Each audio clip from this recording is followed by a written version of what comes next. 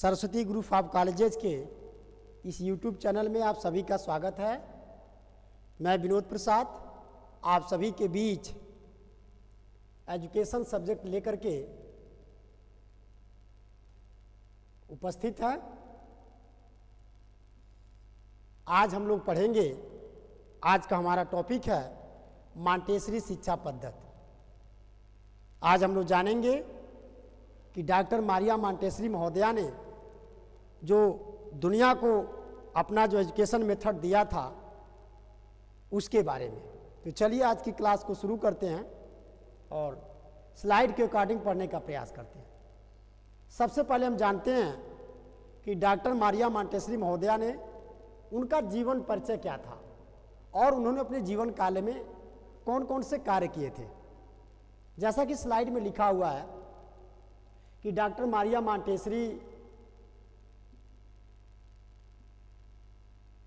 का जन्म जो है इटली में सन 1870 ईस्वी में हुआ था।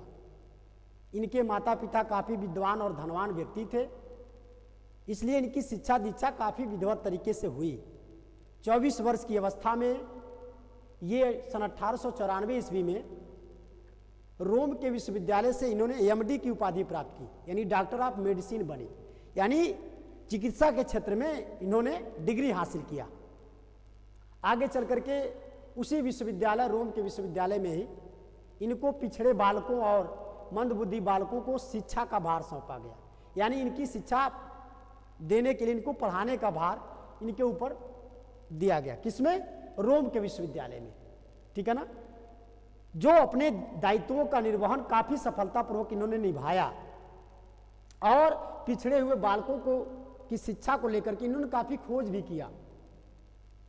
इनकी शिक्षा समाप्ति के बाद, यानी डॉक्टर मारिया मांटेसरी महोदया अपनी पढ़ाई पूरी करने के बाद इन्होंने एक चिकित्सक के रूप में अपना करियर शुरू किया, लेकिन आगे चल करके इनकी रुचि जो है शिक्षा के क्षेत्र में और शिक्षण पद्धति के क्षेत्र में भी बढ़ी और ये मानती थी कि जो पिछड़े बालक हैं, जो पिछड़े बालक होते हैं, जो समान बालकों से पिछड़ जाते हैं शिक्षा के क्षेत्र में, जो मंदबुद्धि बालक होते हैं, वो जो समान बालकों से पिछड़ जाते हैं।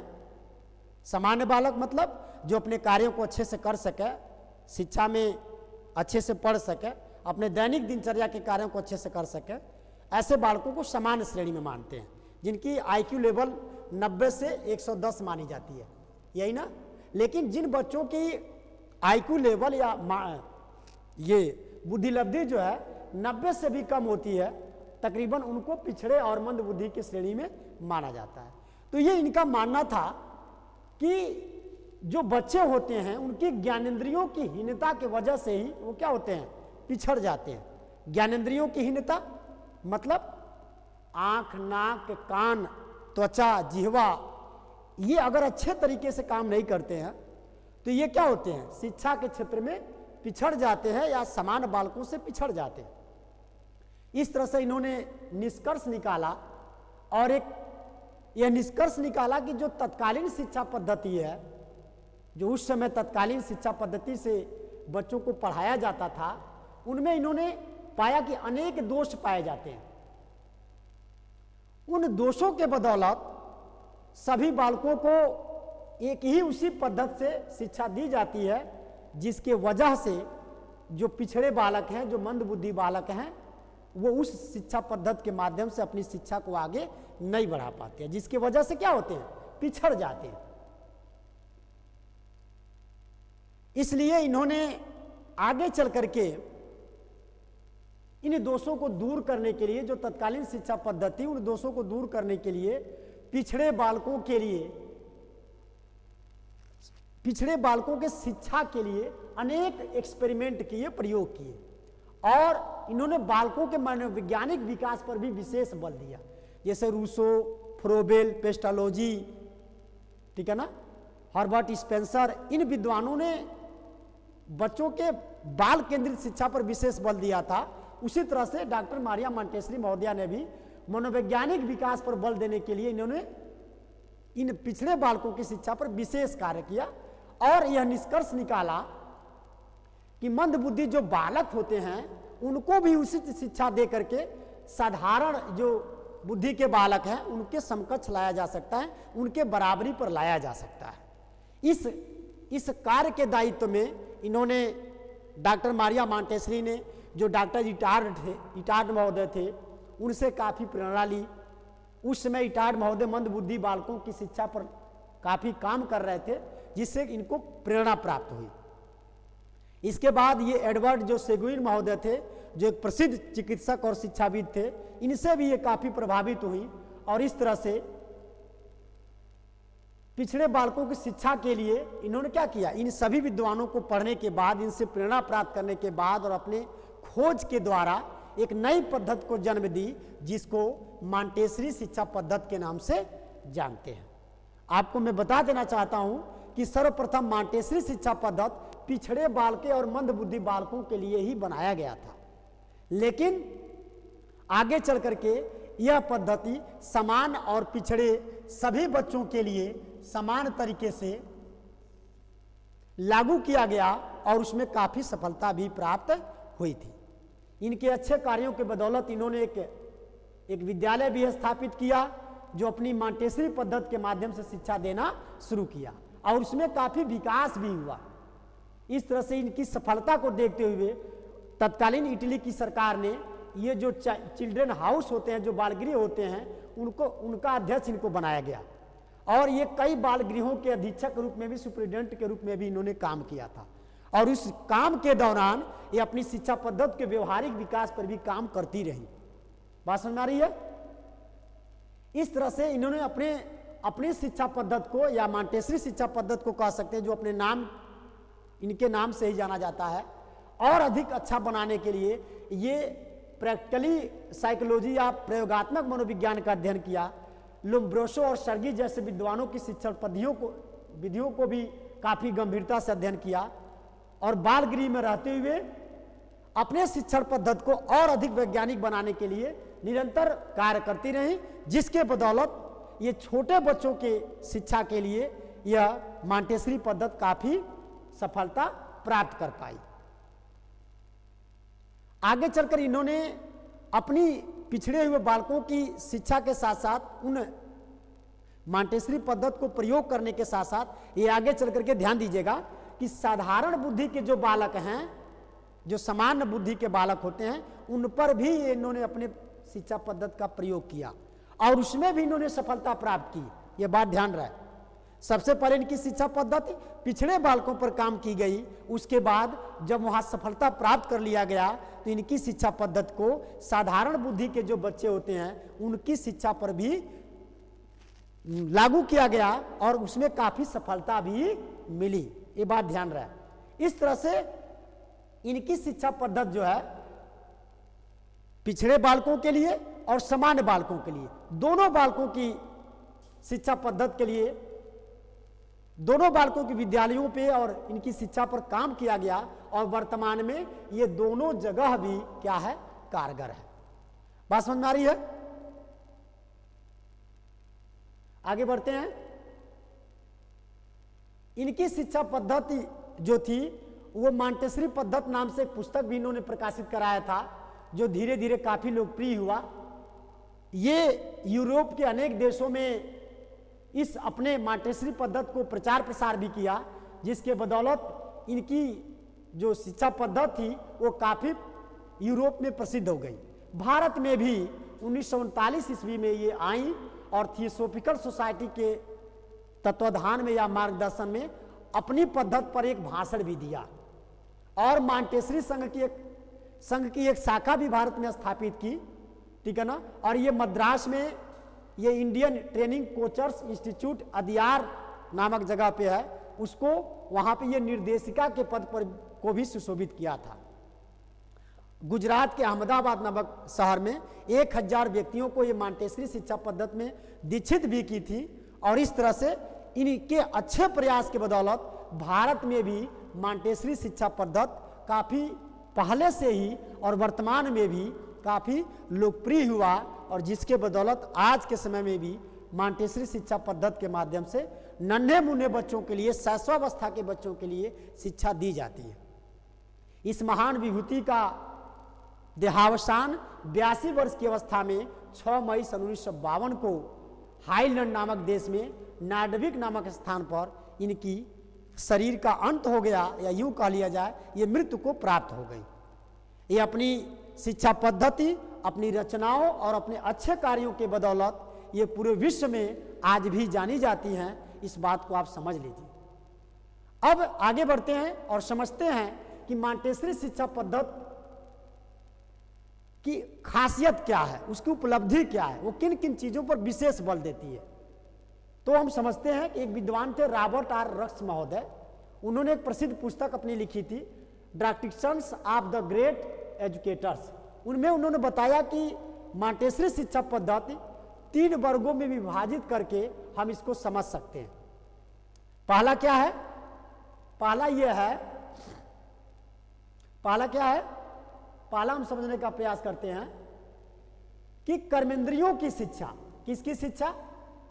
मांटेसरी जो शिक्षा पद्धति है वो पहले कर्मेंद्रियों की शिक्षा पर बल देती है। कर्मेंद्रियों मतलब शरीर के जो कर्मेंद्रियों के अंग होते हैं, जैसे हाथ हो गया, पैर हो गया, इनको प्रशिक्षित करने की बात कहती है।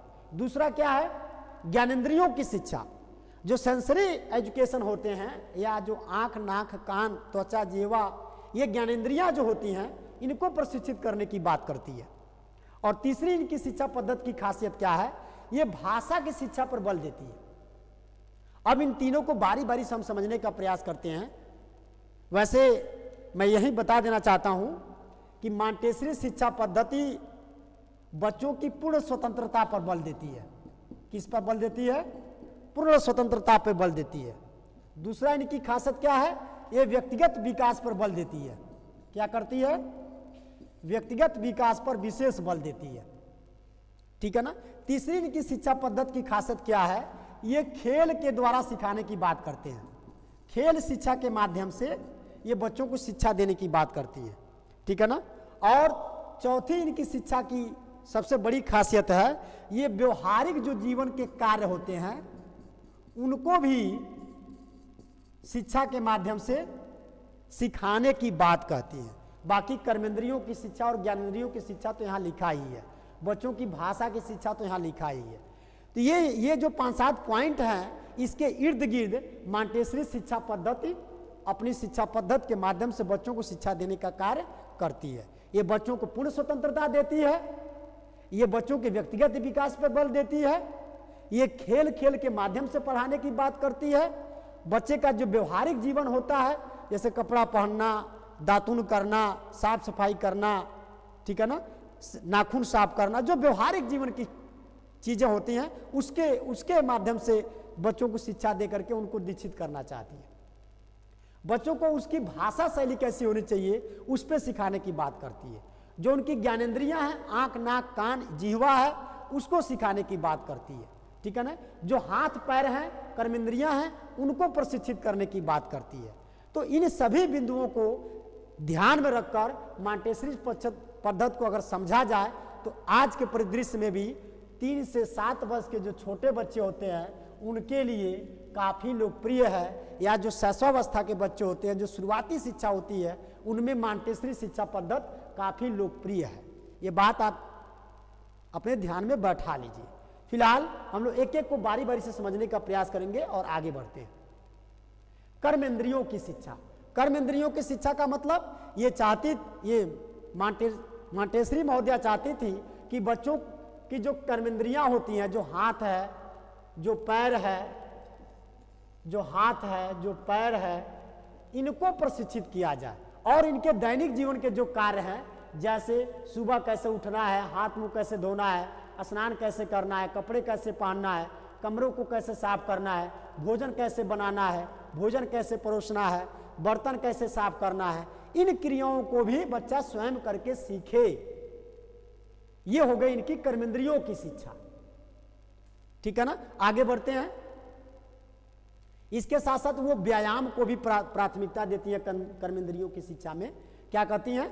व्यायाम को भी, ये स्वास्थ्य, अच्छा स्वास्थ्य रहे इसलिए ये व्यायाम को भी कराने की बात कहती हैं। कहाँ पे? विद्यालयों में।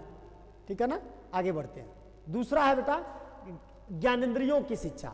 ज्ञानेंद्रियों की शिक्षा का मतलब बच्चे की जो ज्ञानेंद्रियां होती हैं, जैसे आप कह सकते हो आंख, नाक, त्वचा, जिह्वा, ठीक है ना, ये सब क्या है?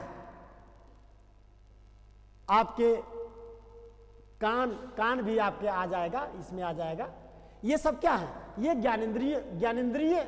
ज्ञानेंद्रियां हैं या ज्ञान के इंद्रियां हैं, जिसमें आपको जिह्वा कह सकते हो, आंख कह सकते हो, नाक कह सकते हो, त्वचा कह सकते हो, कान कह सकते हो। इन अंगों के माध्यम से ये बच्चों को पढ़ाने की बात करती हैं और उसके लिए ये विभिन्न शैक्षिक उपकरण बनाती हैं। क्या करती हैं? इसके लिए इन्होंने अलग अलग शैक्षिक उपकरण की व्यवस्था की है या शैक्षिक उपकरण के सहायता से ये बच्चों को पढ़ाने की बात करती है। जैसे अगर बच्चों के आंखों को प्रशिक्षित करना है, आंखों को शिक्षित करना है, तो ये क्या करती हैं? विभिन्न प्रकार की टिकियां बनाती हैं। उन टिकियों को जिनका आकार एक समान होता है किंतु अलग अलग रंग के होते हैं, उनके माध्यम से बच्चों को उन रंगों को पहचानने की विधि बच्चों को सिखाने की बात करती हैं और जिसके माध्यम से बच्चा रंगों को पहचान करना सीख लेता है। ये इसके लिए अलग उपकरण हो गया। आगे बढ़ते हैं। दूसरा, स्पर्शेंद्रियों की शिक्षा। किसी चीज को छूकर, किसके माध्यम से? छूकर कैसे किसी चीज को सीखते हैं, उसके लिए भी ये अलग से बात करती है। उसके लिए इन्होंने क्या किया है? एक डिब्बे को एक ही रंग और आकार में चिकनी, खुरदरी, भारी, हल्की लकड़ियों और टिकियों को रख करके और उसके माध्यम से बच्चों को पहचानने और सीखने की बात करती है। अगला देख लो, सर्वेंद्रियों की शिक्षा। ये क्या है? सर्वेंद्रियों मतलब कान को कैसे प्रशिक्षित करना है, इसके लिए इन्होंने क्या किया है? अनेक प्रकार की घंटियों का प्रयोग किया है, जिसके माध्यम से बच्चे का सर्वेंद्रियों का प्रशिक्षण किया जाता है। किस चीज की आवाज है, आवाज के माध्यम से इनको कानों तक पहुंचाई जाती है और उसके माध्यम से बच्चे को शिक्षा दी जाती है। अगला है ज्ञानेंद्रियों की शिक्षा। ज्ञानेंद्रियों की मतलब किसी चीज का स्वाद पता करना गंध के माध्यम से। अब कितनी अच्छी बात इन्होंने बताया कि जो व्यवहारिक जीवन की चीजें हैं उनके माध्यम से बच्चों को सिखाने की बात कह रही है। गंध वाले द्रव से भरी बोतलों के प्रयोग द्वारा ज्ञानेंद्रियों को प्रशिक्षित किया जाता है। इससे आप समझ सकते हैं कि विभिन्न प्रकार के जो गंध होते हैं उनसे बच्चे को सिखाने की बात कर रही है। अगला देख लीजिए, श्रवणेंद्रियों की शिक्षा। स्वाद के द्वारा, ठीक है ना, स्वाद के द्वारा बच्चों को किस तरह से सिखानी है, उसके लिए भी अलग से यंत्र की व्यवस्था करती हैं, जिसमें नमक क्या है, चीनी क्या है, खटाई क्या है, ठीक है ना, इनके माध्यम से प्रशिक्षण की बात करती हैं। इसके अतिरिक्त इन्होंने अनेक उपकरण जैसे छेदों वाले तख्ता, बेलनाकार घन, आयताकार टुकड़े, लकड़ी के अक्षर, रुमाल, कागज इत्यादि का प्रयोग करके क्या बच्चों के स्वारेंद्रियों की शिक्षा देने की बात करती है। आप इससे समझ सकते हैं कि ये विभिन्न यंत्र के माध्यम से बच्चों को विभिन्न जो जीवन की उपयोगी चीजें होती हैं वो सिखाने की बात करती है और इनकी शिक्षा पद्धति में ये खासियत है, ठीक है ना। आगे बढ़ते हैं। इन्होंने जो तीसरा पॉइंट रखा है भाषा की शिक्षा, इनका कहना है कि सबसे पहले अगर बच्चे को भाषा सिखाना है, ठीक है ना, तो उसको लिखना पहले आना चाहिए। क्या आना चाहिए? लिखना पहले आना चाहिए, ठीक है ना। जब बच्चा किसी चीज को लिखता है तो लिखते लिखते लिखते लिखते वो क्या होता है? पढ़ना स्वतः ही सीख जाता है। यानी डॉक्टर मारिया मोंटेसरी की जो शिक्षा पद्धति है वो बच्चों को पहले क्या करना चाहती हैं? केवल लिखना सिखाना चाहती हैं, ठीक है ना। लिखने के माध्यम से बच्चा लिखते लिखते क्या करेगा? पढ़ना स्वतः ही सीख जाएगा। और लिखाने से पहले या लिखने से पहले बच्चे की जो मांसपेशियां हैं उनको साधना आवश्यक है, जिसके लिए उन्होंने क्या किया है? शैक्षिक उपकरणों की सहायता से हाथ, आंख का समन्वय, अंगों का उचित संचालन करना सिखाती हैं। लिखने के लिए बच्चे को लकड़ी अथवा गत्ते के बने अक्षरों पर उंगली फेरता है। उंगलियों को फेरने के साथ हाथ को साधना सीख जाता है। कलम या पेंसिल पकड़ना वह स्वतः सीख लेता है। उंगली फेरते समय, लिखते समय अध्यापिका अक्षर का उच्चारण भी करती रहती हैं, जिससे बच्चा ध्वनि से भी परिचित हो जाता है और स्वतः पढ़ना सीख लेता है। इसके साथ साथ लिखने पढ़ने के बाद बच्चे को साधारण गणित का ज्ञान कराया जाता है, जिसके लिए अनेक गोली और उपकरणों का प्रयोग किया जाता है। कहने का मतलब यह है कि मॉन्टेसरी शिक्षा पद्धति जो है पहले बच्चों को लिखवाना सिखाती हैं, उसके बाद पढ़ना सिखाती हैं, जबकि किंडरगार्टन शिक्षा पद्धति में बच्चे को पहले पढ़ना सिखाया जाता है, उसके बाद लिखना सिखाया जाता है। और आज के समय में भी आप देख लीजिएगा, बच्चे को पहले अगर मॉन्टेसरी शिक्षा पद्धति को अगर आज की शिक्षा से तुलना किया जाए तो बच्चा पहले क्या करता है, लिखना ही सीखता है। पहले चीज़ों को लिखना सीखता है, लिखते लिखते लिखते लिखते बाद में धीरे धीरे वो पढ़ना भी सीखता है। अब बहुत से विद्यालयों में तो लिखना और पढ़ना दोनों साथ साथ चलाई जाती है। तो इस तरह से देखा जाए कि मॉन्टेसरी शिक्षा पद्धति बहुत छोटे बच्चों के लिए, शैशवावस्था के बच्चों के लिए काफी लोकप्रिय शिक्षा पद्धति है, जिसके माध्यम से बच्चों की कर्मेंद्रियों की शिक्षा, ज्ञानेंद्रियों की शिक्षा, उनकी भाषा की शिक्षा, उनकी व्यवहारिक जीवन की शिक्षा, उनको अच्छा वातावरण प्रदान करने की शिक्षा, ठीक है ना, खेल खेल के द्वारा शिक्षा, इन सबको एक विधि के द्वारा, एक व्यवस्था के द्वारा पिरो करके बच्चों को शिक्षा देने की बात कहती है। इसलिए मुझे उम्मीद है कि मॉन्टेसरी शिक्षा पद्धति को आप अच्छे से समझ गए होंगे। इस मॉन्टेसरी शिक्षा पद्धति के अगले टॉपिक को मैं एक नेक्स्ट वीडियो के माध्यम से पुनः आपसे मुलाकात करेंगे। तब तक के लिए आप सभी को बहुत बहुत धन्यवाद। Thank you.